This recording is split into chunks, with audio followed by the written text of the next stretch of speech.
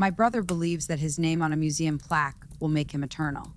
He had no idea that a single act of vanity would be the last nail in the coffin of our brotherhood. It began, as most family tragedies do, with a crackle from a faulty speakerphone connection. I was driving my 10-year-old Civic, the motor moaning a familiar complaint as I approached the Eisenhower Expressway. The Chicago skyline was a distant, hazy promise to my left, while my reality was the bumper of a plumber's van and my mother's thin, ready voice filling the confined interior of the vehicle. And the doctor said the new medication is quite expensive. Ben, she informed me. I could hear the strain in her breathing, a slight whistling sound that had grown louder over the last few months. It was the sound of her emphysema, a slow and unrelenting thief. Don't you worry, though. Your father and I will figure something out. We always do.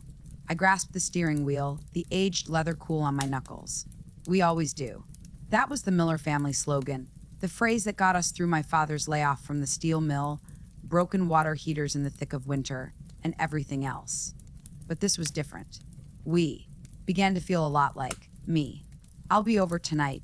Mom, I answered, attempting to maintain a calm voice.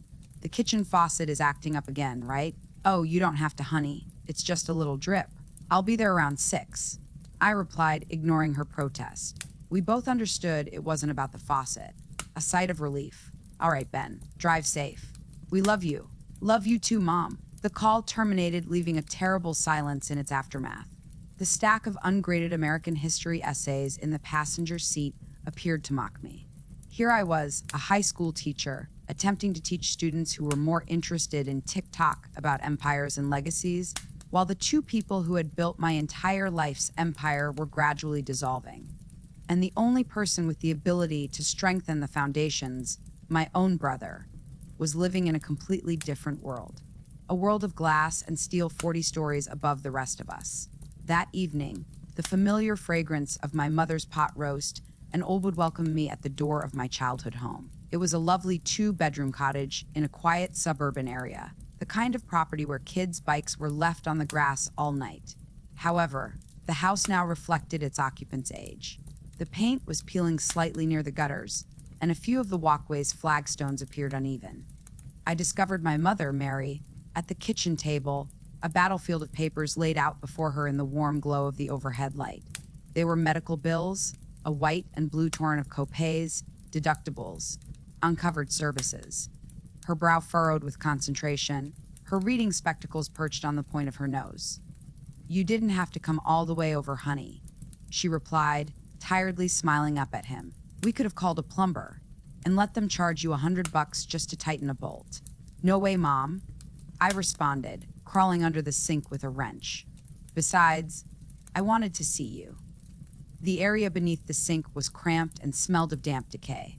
I tightened the compression, not onto the hot water line, feeling the delicious bite of the metal. It was a straightforward issue with a straightforward resolution. Tighten the nut to stop the leak. The rest of our problems were this simple. When I crawled back out, wiping my dirty hands with a rag, my gaze returned to the mound of bills. Is this all of it? She nodded, her lips squeezed together in a narrow line. For this month. The pharmacy called about Dad's new prescription. It's a lot. Just then, my father, Frank, hobbled into the kitchen, his right hand resting heavily on a wooden cane. He used to be a huge man, powerful and barrel-chested from years working at the mill. His frame seemed to shrink inside his old flannel shirt, and every stride was a deliberate, measured effort. Arthritis was slowly and painfully eroding his joints. That son of yours is a good man, Mary, he continued, his voice low. He glanced at me, his eyes piercing despite everything. A good man. Unlike some people, he did not need to speak the name. Some people was a ghost who haunted this mansion, whose name was only whispered in whispers of disappointment. Alex, my older brother. A success tale, the one who made it out. I placed a hand on my father's shoulder, feeling the frail bones beneath the fabric. We'll manage, Dad. We always do. My eyes shifted to the living room wall, where a framed portrait had been for more than 30 years. On a lovely summer day, 3 boys smile at the camera with gap teeth. Chris, the youngest, was on the left, with wild, curly hair and mischief. I was on the right and appeared serious even then. Alex was in the midst, taller and broader than the two of us. His arms were wrapped across our shoulders, drawing us in closer. He was our leader and defender, the person we looked up to. It was a picture of a promise, a bond that seemed indestructible. Now it felt like a lie, a recollection from another family, another lifetime. The next evening, I organized the Digital Summit, a three-way video conversation, a modern attempt to bridge the growing gap between the three Miller brothers. My visage was a fuzzy rectangle on my laptop screen as I sat at my own chaotic dining table. Chris, my younger brother, was a mosaic of pixels from his little, messy apartment, with a guitar neck protruding from the frame behind him like an extra limb. And then there was Alex. His image was very clear and beautifully lighted. He was at his office, a sleek, minimalist environment with chrome and black leather. Behind him, the Chicago sky logo sparkled like a carpet of fallen stars. He appeared to be transmitting from the future. I took a deep breath and spelled everything out, trying not to seem desperate. So with the new prescriptions and the physical therapy sessions for Dad, they're looking at an extra $2,000 a month. Minimum, Chris winced. He was a freelance musician, a gifted guitarist who made a living by playing at blues clubs and teaching classes. His financial status was ever-changing and perilous. Wow, he muttered, raking his hand through his always unkempt hair. That's damn. I can maybe pull together $400 a month if I cancel my streaming services and eat ramen for a while. I can cover about 1,000. I answered, the figure tasting like ash in my mouth. It would entail depleting our savings, which my wife, Sarah, and I had been putting down for our own children's future. It would mean no family trip, no new Civic tires, and a long, tense year of holding our breath. But it'll be tight. Really tight, Alex. I remarked, shifting my gaze to the clean image in the upper right corner of my computer. We were hoping you could handle the rest. For you, it's... Alex raised a perfectly manicured hand, interrupting me in mid-sentence. His voice was calm and detached, as if he were talking about a quarterly earnings report rather than the health of those who gave him life. Ben, I've told you my philosophy, he said, his voice calm and rehearsed. Everyone has to stand on their own 2 feet. I worked my way up from nothing. They should have planned better for their retirement. It's about personal responsibility.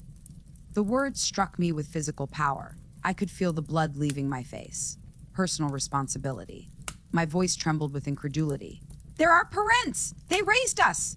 Dad worked double shifts for a decade so you could have braces and go to baseball camp. Mom used to stay up all night typing your college application essays because we couldn't afford a computer. They sacrificed everything for us, for you. And I'm grateful, Alex said, his demeanor unchanged. He was a fortress of unwavering indifference. But a handout isn't the answer. It creates dependency. I'm sorry, my answer is no. The raw, unadulterated savagery of it left me dumbfounded. It was like speaking with a stranger, a business robot primed with soulless buzzwords. Chris, who normally avoided confrontation, couldn't resist. You just bought a new Porsche, Alex, 91! I saw it on your Instagram. Alex's eyes twitched with the slightest trace of displeasure, the first break in his polished exterior. What I do with my money is my business, he declared forcefully. Look, I have to go. I have a meeting with my wealth management team. And with a click, his screen went blank. He was gone. He simply hung up on his family's dilemma. I stared at the blank square where his face had been, a hollow roar echoing in my ears. Chris only shook his head, his expression a mask of familiar despair. We sat there in silence for a long time, 2 brothers separated by miles, but united in the awful understanding that we were on our own. The man who was meant to be our guardian has transformed into a dragon, hoarding the wealth. The weeks that followed were a haze of silent anguish. The weight of it all fell on my shoulders, a palpable presence that made it difficult to breathe. Nights were my nemesis. I'd lie awake, staring at the ceiling, my thoughts like a frenetic calculator, constantly adding and subtracting numbers that never balanced. I took up extra tutoring sessions after school, hoping to wring a few more dollars out of already busy days. I'd arrive home late, smelling of chalk dust and exhausted, to find my wife, Sarah, waiting for me.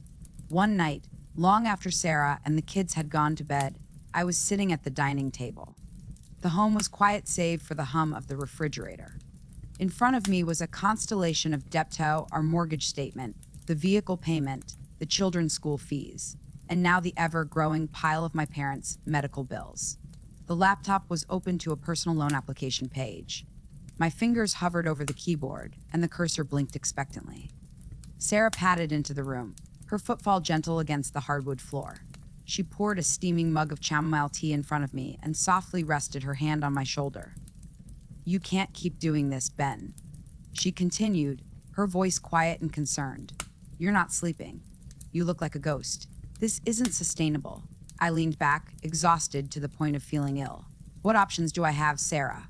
I asked in a raw, torn whisper. "Let them lose their house. The house we grew up in.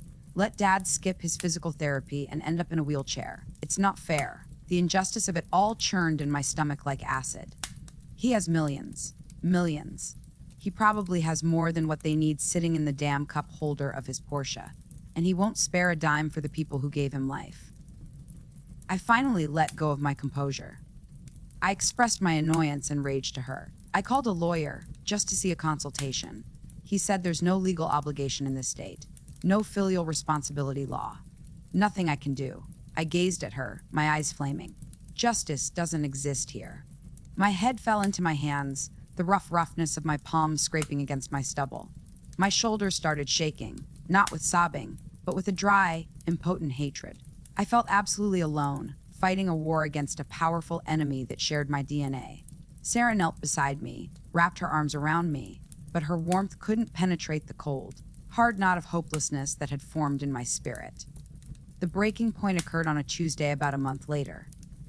It occurred in the most prosaic of settings, a crowded coffee shop near my school. I was seated at a little table, attempting to drown out the chaos of my own thoughts by idly browsing through my phone while waiting for my lunch. It had become into a nervous habit, a means to relieve the continual anxiousness. Scroll through news headlines, check sports scores, and browse social media. Then I saw it. The post came from the Art Institute of Chicago's official page. The photograph was glossy and professional, showing my brother, Alex, in an immaculately made suit shaking hands with the museum's director. They were both beaming as they stood in front of a marble wall. The line that followed the picture was, "We are immensely grateful to philanthropist Alex Miller for his generous contribution of $250,000 to our new contemporary arts wing. His name will be honored in perpetuity on our legacy plaque of major donors." I read them again. My coffee became chilly in my palm. The cafe's hubbub dwindled to a muted roar. All I could see was a number, $250,000. The number resonated across the silence, enormous void that had opened up inside my chest. It was such a large quantity, so far beyond my grasp, that it felt like a fantasy. It was enough to pay my parents' bills for the next 10 years. It was enough to hire a full-time caregiver. It was enough to provide them with serenity, security, and dignity in their dying years. Alex gave it away for a name on a wall. I glanced at the photo of my brother's cheerful face. He had a gratified glint in his eye, confident posture. He wasn't simply providing money, he was buying validation. He was purchasing a public certificate recognizing his own excellence. And at that point, something inside me changed. The frenzied, desperate energy that had been eating me for weeks abruptly stopped. My despair, which had been a hot, churning sensation in my gut, cooled and crystallized into something hard and pointed. The tiredness faded, replaced by a peculiar chilly clarity. I saw a road forward, however narrow and gloomy. I was no longer a victim looking for leftovers. He was not donating money. He was purchasing a legacy. He was buying a plaque with his name on it so that everyone would believe he was a great man. And in that moment, I realized his vanity was more than just a sin. That was his weakness. That was my weapon. That afternoon, I traveled to my parents' place, but I entered with a new enthusiasm. My wary slutch was gone, replaced by a hard, straight-backed resolution. I discovered them in the living room, my father napping in his ancient armchair, and my mother watching a game show on low volume. I knelt alongside her, showing her the post on my phone. I didn't say anything, just held it out for her to see. She squinted and adjusted her spectacles. As she read the caption, her fingers moved to her mouth. She let forth a faint, hurt sound. When my father heard the disturbance, he opened his eyes. "What is it, Mary? Show him," I whispered softly. She handed the phone to my father. He read the post with a hardened expression. His knuckles, swollen from arthritis, became white as he grabbed the armrest of his chair. A dull, furious red streaked up his throat. That boy, he rasped, his voice thick with years of disappointment, always caring more about what strangers think than his own family. My mother began to cry, quiet tears trailing across the then powder on her cheeks. I looked from her tear-streaked face to my father's rage. This was the wound. Alex hadn't simply refused them money. He had said, in the most public way possible, that their heritage, the legacy of their name, the Miller family, was worth less to him than a piece of engraved brass. The gala to unveil the plaque is in 2 weeks. I explained, my voice quiet and calm. I have an idea. It's a long shot and it's crazy. It might not work, but it might be the only way to make him listen. I can't do it alone, though. I need you to be with me on this. My parents gazed at each other. A wordless discourse ensued between them, a lifetime of mutual knowledge culminating in this single, essential moment. My mother's tears had stopped. She wiped her eyes with the back of her hand, and when she returned my gaze, the weakness was vanished, replaced by a spark of the ferocious, protective mother who had raised us. "What do you need, son?" she inquired, her tone strong. My father nodded slowly, a grim determination etched on his features. "Your mother and I were not fools, Ben. We've seen this coming for years. We knew Alex's pride would be his undoing one day." He let out a trembling breath. "We have an old savings bond from your grandmother. We were saving it for a real emergency." He looked at my mother, then back at me. "Well, I guess this is it." My mother went to the ancient wooden secretary in the corner, which had been in the house since I can remember. She opened a little drawer and pulled out an old, yellowed envelope. She delivered it to me, her hand quivering slightly as she placed it in mine. "It's not much in his world," she answered softly, "but it's enough. Use it. Buy a ticket to that fancy party. Rent a tuxedo. Go to that gala." She stared me dead in the eye, and I saw a fire I hadn't seen in years. Sometimes, to catch a shark, you need the right bait. Our son's pride, that's the bait. I stared down at the envelope in my palm before returning my attention to my parents' determined expressions. The crushing loneliness I'd been suffering for months was suddenly removed. I wasn't only battling for them anymore. I was fighting with them. This wasn't just a desperate bid for money. It was a mission. A mission to restore our family's honor from the man who was attempting to purchase his own. The 2 weeks before the gala were a masterpiece in controlled anarchy. Cashing the savings bond felt like holding a treasured artifact. It was enough for one ticket to the benefit events at an eye-watering $500, a respectable tuxedo rental, and a little leftover. Chris, both scared and pleased by the plan, insisted on helping. He was the one who found a tailor who could make the rental tux look like it was fashioned for me, and he spent hours with me rehearsing what I would say while impersonating Alex, the crowd, and the security guards. "You have to be calm, Ben," he'd remark while pacing his little flat. "Like you belong there. Like this is all part of the show. You're a history teacher. Think of it as a performance. You're playing the role of the devoted brother." Sarah was my rock.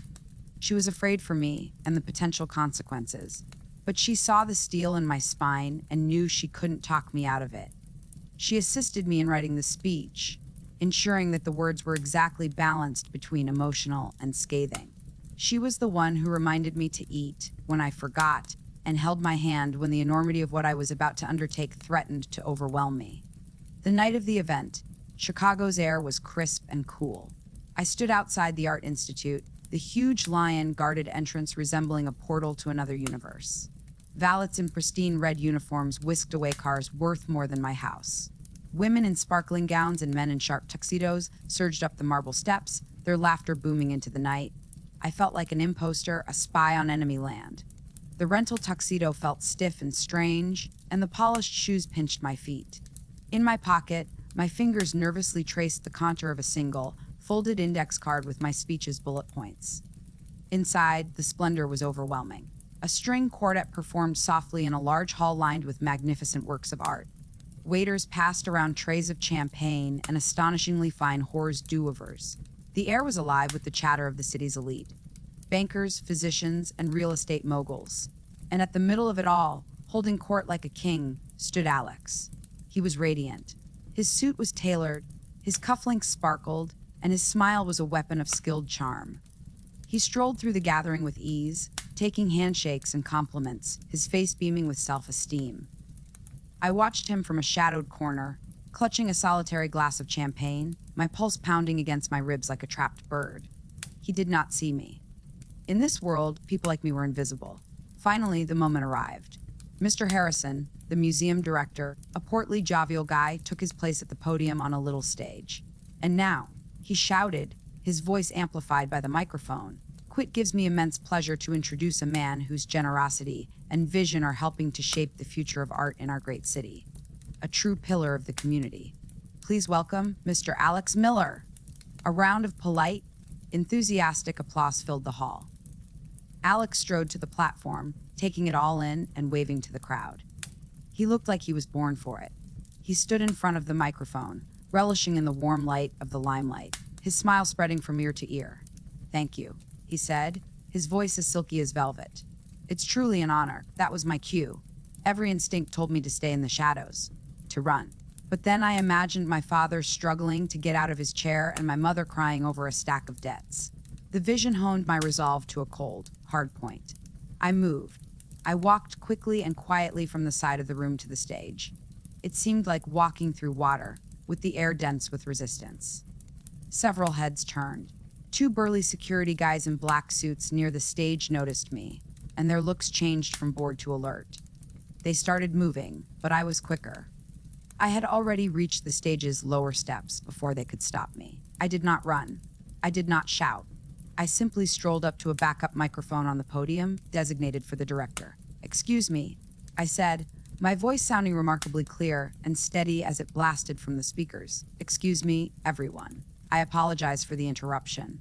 The room went silent. Every face turned toward the stage. The music stuttered and eventually ceased. Alex halted, his smile fixed on his face, but his eyes shot to me, wide with astonishment and a flash of pure rage. "My name is Ben Miller," I stated to the sea of confused expressions. "I'm Alex's brother." The hush grew, now laden with mystery. I could feel 100 cell phone cameras being raised. "Ben," Alex muttered through tight teeth, his smile transformed into an ugly rictus. "What the hell are you doing? Get off the stage." I disregarded him entirely. I rotated my body slightly to address the audience, which included hundreds of wealthy, prominent strangers whose favorable opinion my brother had just paid $250,000 for. "I am so incredibly moved by my brother's generosity tonight," I said, my voice ringing with what I believed was true sincerity. "His passion for legacy, for building something that will last, and for supporting our community is a true inspiration. In fact, it has inspired our family to start a new initiative of our own." Alex's face was confused, and I could tell. He had no idea where this was leading, but he was trapped, in the spotlight, on camera. He couldn't drag me away without appearing like a tyrant. "Tonight," I continued, my voice gaining strength, "we are officially launching the Frank and Mary Miller Foundation for Elder Support, named after our beloved parents." I paused for a beat. "The foundation will be dedicated to providing direct financial aid for seniors in our community who are struggling with crippling medical costs. Because that is very, very close to our hearts." Finally, I turned my head and stared at Alex. My expression was calm, but my eyes were icy. I held his gaze, allowing him to see the depth of my conviction and reminding him that this was a checkmate he never saw coming. "And to kickstart this vital foundation," I said with a raspy tone, "my brother Alex has graciously and selflessly decided to be our inaugural donor. He is redirecting his incredibly generous gift of $250,000 to the Frank and Mary Miller Foundation." A stunned silence descended upon the room. It was absolute. For a single, heart-stopping second, I assumed it had failed. Then, someone in the front row, an elderly woman wearing a string of pearls, started clapping. Her partner joined in. The applause then spread like wildfire throughout the grand hall, thunderous and overwhelming. They assumed it was a planned part of the ceremony. A wonderful, selfless, unexpected gesture, a testament to familial values. I did not break eye contact with Alex. This was the moment of truth. He had two options. He could reveal me as a liar, declare in front of his friends and possible clients that he had refused to support his own ailing parents, and watch as his carefully crafted reputation was smashed into a million pieces forever. Alternatively, he may portray the noble, loving son. My mental camera focused on his face. The polished, confident mask did not simply shatter, it crumbled. I witnessed a terrifying sequence of emotions: a frozen smile, astonished disbelief, a wave of apoplectic wrath, and lastly terror. Fear is raw and naked. Fear of a trapped animal. He peered out at the sea of faces, the forest of iPhones all focused on him, recording and streaming. He witnessed the admiring smiles and the loud acclaim for an act of generosity he had never planned. He knew he'd lost. I just stood there, my silence stronger than any shout. My eyes spoke for me when words failed me. You know who they are. You already know what they did for you. And you understand why I'm doing this. Cornered, humiliated, and completely defeated, Alex shuffled forward to the microphone like a man on his way to the gallows. He attempted to smile, but it was a dreadful, broken thing, a twitching of muscles conveying nothing but misery. When he talked, his voice sounded choked, a shadow of his usual confident tone. He croaked and swallowed hard. Yes, of course. Mig, my brother, is right. He moistened his lips and looked about furiously. Nothing is more important than family. The applause that followed was even stronger, with a standing ovation for the hero of the moment. Alex remained stuck in the spotlight, that dead smile plastered on his face, a hollow man being honored for a goodness he lacked. In their opinion, he was a saint. However, in his own world, the only one that truly mattered to him, he had just been completely and irreversibly shattered. I went off the platform and out of the Art Institute, leaving the thundering acclaim behind me. The cool night air reached my face, and it felt like the first fresh breath I'd had in months. The crushing weight that had been pressing against my chest had vanished, replaced with a profound, trembling lightness. It was over. Chris dashed towards me before I could even get to the bottom of the stairs, his face filled with frantic, disbelieving excitement. He grabbed me in a powerful bear hug and lifted me off my feet. "That was insane," he said, his voice quivering with laughter and adrenaline. "And brilliant! Absolutely brilliant! Ben, you should have seen his face. It was like watching a statue melt." My phone started to vibrate in my pocket. I pulled it out, and my mother's name appeared on the screen. My hand shook slightly as I responded. "Hi, Mom." Her voice rang across the line, heavy with emotion. "We saw it, honey. We saw the whole thing. A friend of Curl's was at the gala and live streamed it on her phone." "Oh, beg." She trailed off, and I could hear her taking a trembling breath. "Your father, he's sitting here right next to me, and he's so proud of you, son." "We both are." My face lit up with a genuine smile, the first in what seemed like a lifetime. The smile was not one of triumph or revenge. The expression was one of relief, about justice, of love. A few days later, a stiff, professional letter appeared from a prominent law firm. It was a confirmation of a $250,000 were transfer from Alex Miller to the newly formed Frank and Mary Miller Foundation for Elder Support. He had no option. His name and public image were now intimately intertwined with the charity. Backing out would be career suicide. He was obliged to become the humanitarian he pretended to be. I sat at my dining room table, looking at the letter, and I didn't feel the triumphant delight I had expected. There was no savage satisfaction. Instead, there was a quiet sensation of relief, a righting of a dreadful injustice. Justice had not come from a courtroom or a legal document, but from my brother's shattering pride. I hadn't ruined him.